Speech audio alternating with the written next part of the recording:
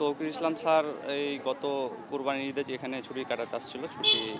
ছুটি শেষ করার পর 12 তারিখে আমি ওনাকে রেখে আসছিলাম ঢাকায়। এটাই শেষ এসেছিলো এখানে বাসায়। আর আমরা জানতে পারি, আমি ফেসবুকে মূলত দেখলাম পোস্টগুলো যে বিমান বাহিনীর একটা বিমান বিধ্বস্ত হয়েছে। তারপরে আমি স্যারের বাসা থেকে আমাকে ফোন দেওয়া হলো, বললো যে বাসায় আসো ইমার্জেন্সি। আমি আসলাম, তো এসে দেখি যে স্যারের মা কান্নাকাটি করছে। স্যারের বাবা তো সোনা মসজিদে ছিল বিজনেসের কাজে, ওখান থেকে উনি আবার রওনা দিয়ে আসলো, দিয়ে পরিবারের কয়েকজনকে নিয়ে বিমানে করে তখন ঢাকার উদ্দেশ্যে ছেড়ে গেছে। বিমান বাহিনীর বিশেষ এক এয়ারক্রাফটে বিকাল 5টা 18 মিনিটে এখান থেকে উড্ডয়ন করেছে। এখন ঢাকায় অবস্থান করছে ওনার পরিবার। শেষ খবর পাওয়া পর্যন্ত উনি মারা গেছেন, ঢাকা সিএমএসে আছেন।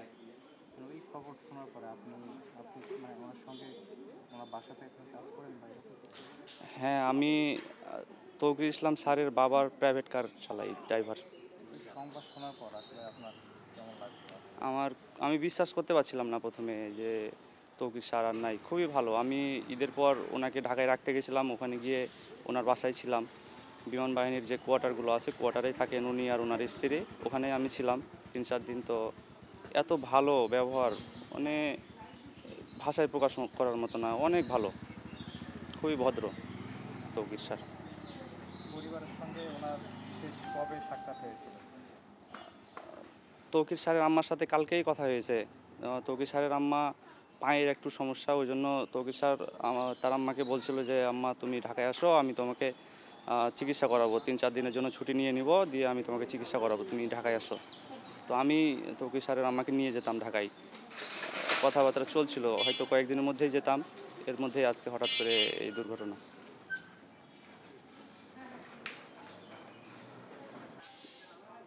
শিরোইল স্কুলে, আর এ পড়তো ক্যাডেট কলেজে। এরা সব একসঙ্গে যখন হলো তখন আমি বিসিকে রিজিওনাল ডাইরেক্টর ছিলাম। আমি তাদের সব সময় টিকিট কেটে দিতাম, এক ইয়েতে স্টেশনে যেয়ে উঠাই দিয়ে আসতাম ভোরবেলা। এই সাগর কিংবা তৌকিরের আব্বা তৌরুল সাহেব, আমি বিসিকে রিজিওনাল ডাইরেক্টর যেহেতু ছিলাম, আগের থেকে ওনার সঙ্গে পরিচয়। উনি এই যে মডার্ন সিল্ক ইন্ডাস্ট্রিজের মালিক, বাড়ি চাঁপাইনবাবগঞ্জ। অত্যন্ত ভালো লোকেরা। আমি যদি নাও রিং করতে পারি, তৌরুল সাহেব আমাকে অন্তত 1 মাসে একবার রিং দিবেই। আমি জিজ্ঞেস করতাম আপনি কি চাঁপাইনবাবগঞ্জে সোনাম মসজিদে, বন্দরে, নাকি রাজশাহীতে? কই না ভাই, আমি এখন রাজশাহীতে আছি, আবার যাব। এই কিছুদিন আগে তৌকিরের বিয়ে হলো নানকিংয়ে। বিয়ের অনুষ্ঠানে গেলাম আমি, আমার বড় ছেলের বউ, আমি, আমার বড় ছেলে, আমার ওয়াইফ যদিও অসুস্থ, 2টা পায়ে তার অপারেশন করা, সিএমএসে অপারেশন করা, টোটাল নি রিপ্লেসমেন্ট। তারপরেও আমি গেছি তাদের আন্তরিকতার জন্য। একসঙ্গে হলো। আবার এই কুরবানি ঈদ 7 তারিখে, গত মাসের 7 তারিখে হলো এই উপশহরের এখানে, এই মোড়ের এখানে।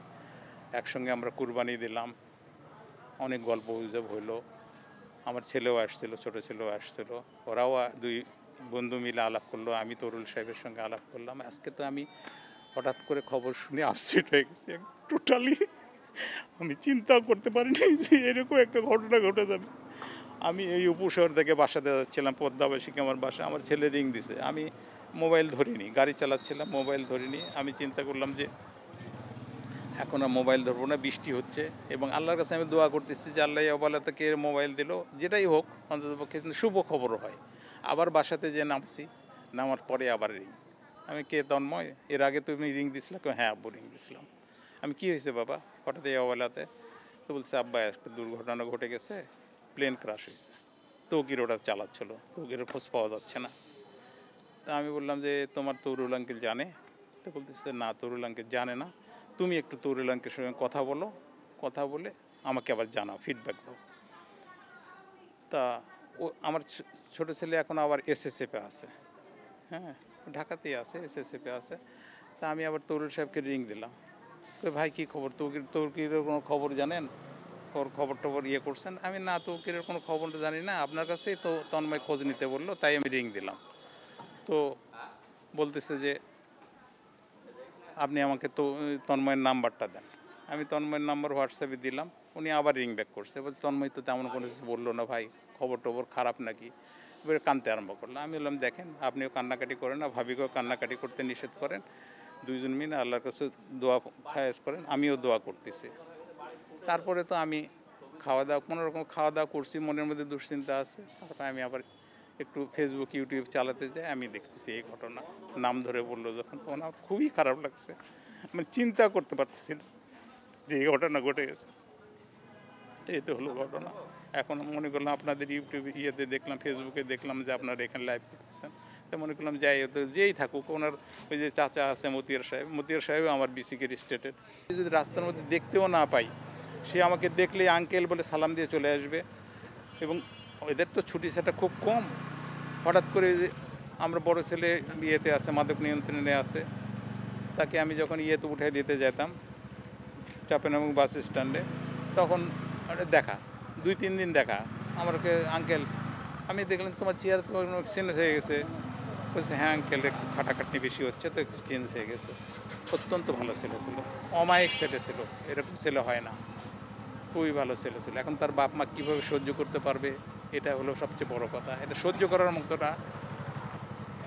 একটা ছেলে একটা মেয়ে, আমরা একসঙ্গে চিটাগাং গেছি, বিএমএতে একসঙ্গে বাফাতে গেছি, একসঙ্গে পাসিং আউট সব হয়েছে, সব কিছু একসঙ্গে চোখের সামনে দেখতেছি, দেখতে দেখতে এই ঘটনা। এটা অপূরণীয়, এটা দেশের জন্য অপূরণীয়, দেশের জন্য অপূরণীয়, তার বাপ মায়ের জন্য অপূরণীয়। একটা জিডি পাইলট আমরা চিন্তা করতে পারতেছেন না, সে কীভাবে 3 বছর ট্রেনিং নিছে সেখানে।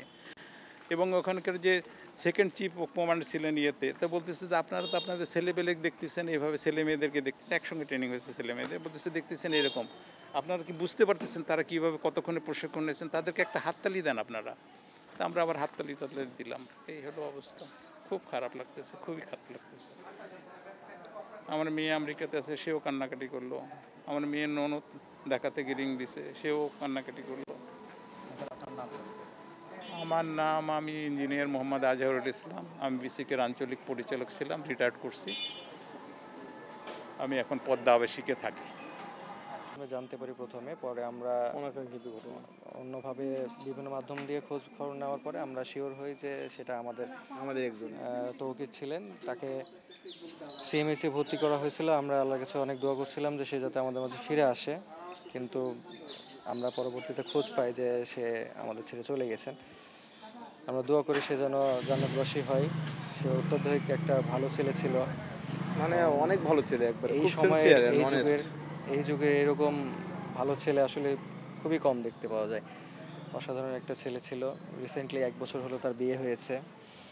তারা ফ্যামিলি খুবই একটা মিশুক একটা ফ্যামিলি, পুরো পরিবারটাই সবাই খুব ভালো মানুষ। 1 ভাই 1 বোন ওরা। তার মধ্যে চলে গেল, বাবা মা এখন ঢাকাতে আছে। এখন পরবর্তী কী পরিস্থিতি আমরা এখনও জানতে পারি নাই, জানলে পরবর্তীতে তার মা বাবার সঙ্গে সম্পর্ক কেমন ছিল? সম্পর্ক খুবই ভালো, মানে অমায়িক একটা ছেলে। আমি বললাম তো, আমাদের সাথে কখনোই তার উচ্চ কণ্ঠ আমরা শুনতে পাই না। সবসময় আমাদের সাথে এত মিশুক ছেলে এই যুগে অসম্ভব একদম।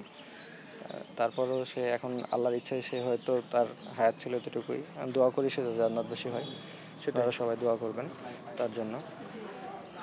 তারপর যখন বিষয়টা আপনারা জানলেন, পরিবারের সদস্যরাও জানলেন, সব মিলিয়ে আসলে মা বাবা কীভাবে প্রথমত জানতে পারবে? তারা তো নিউজ দেখেনি। এটা নিউজের মাধ্যমেও জানা গেছে, আর অফিসিয়ালভাবেও জানানো হয়েছে। তার মাধ্যমে তারা জেনে, তার এটা স্বাভাবিক। একটা সন্তান হারা হলে যে কোনো মা বাবারই আর কোনো সেন্স থাকে না। তারা খুব মর্মাহত এবং তারা খুব দ্রুত ঢাকা চলে গেছে। এখন তারা ঢাকাতে অবস্থান করতেছে। এখন পরবর্তী পদক্ষেপ আমরা নিউজ পেলে পরে জানতে পারব। আমার জানা মতে কিছু যদি গার্জিয়ান থেকে থাকে, মানে কনসিয়াসনেস, তার মা বাবা একজন, মানে ছেলেটাকে এত পরিপাটি করে, মানে এত সোশ্যালভাবে সে মানে গড়ে তুলেছেন। আমরা যেহেতু নিজে কাছে থেকেছি, বা ওনার বাবা একজন বিজনেসম্যান, আমাদের বিজনেসের সাথে জড়িত, সব কিছু মিলিয়ে মানে এই ছেলে অসাধারণ একটা ছেলে। আর মোট কথা, মানে তাকে না দেখলে বিশ্বাস হবে না যে কেনা ছেলেটা এত ভালো। আর দেখতেও যেমন ছিলেন, মার্শাল্লাহ আলহামদুলিল্লাহ, ছেলেটা খুব অমায়িক ব্যবহারের একটা অধিকার একটা ছেলে ছিলেন। আমার মনে হয় না যে এই ছেলে কারোর সাথে কোনোদিন কারোর সাথে দু কথা হয়েছে, এমন কোনো রেকর্ড নাই। আর মোট কথা তার ফ্যামিলিটা একবারে অসাধারণ একটা লিটারেট ফ্যামিলি, মানে মোস্ট অফ লিটারেট ফ্যামিলি। আমার মা বাবা খুবই একজন ভালো মানুষ আমার জানা মতে। আমি ওনাদের সাথে 11 বছর থেকেছি, এখনও পর্যন্ত আছি ওনাদের সাথে। সব কিছু মিলে মানে বলার ভাষা নাই।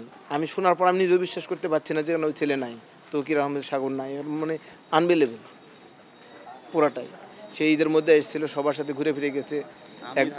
এক বছর হলো বিয়ে, এই 6 মাস হলো রিসেপশনে ওদের কাজ শেষ হলো। আবার এই 5 মাস মনে হলো, মানে 5 মাস হলো না গো, এই বাড়ি দেওয়া 5-6 মাস হলো বাড়ির প্ল্যান করে, বাড়ির কাজ চলমান আছে এখনো। বড় একটা বিল্ডিং দিয়েছে, বাড়ির কাজটাও চলমান। আমরা এতদূর জানি, মানে অনেক কিছু জানি, মানে ইনাদের মানে পরিবারের মানে অসাধারণ একটা পরিবার। এরপর একটা 10 সমাজের পরিবার খুঁজে পাওয়া মুশকিল। 1 ভাই 1 বোন, মা আর বাবা, আর এরা সবই লিটারেট পার্সন, মোস্ট লিটারেট তাকে বললাম আর কি। খুব ভালো একটা পরিবার, কিন্তু এটা আমরা খুব ব্যথিত। সে শুধু আমাদের সমাজের না, দেশের একটা সম্পদ। এরকম ছেলে একটা দেশের একটা সম্পদ। আমরা একটা দেশের সম্পদ হারিয়েছি, এতে কোনো সন্দেহ নাই। আমি এত দূরই বলতে পারি, আর কিছু বলার নেই। কালার এক্সপার্ট, জর্জ স্যাপ এবং মাইল্ড অন হ্যান্ডস টেকনোলজি সমৃদ্ধ অরিক্স ক্রিস্টাল ওয়াশ আপনার লন্ড্রি এক্সপার্ট।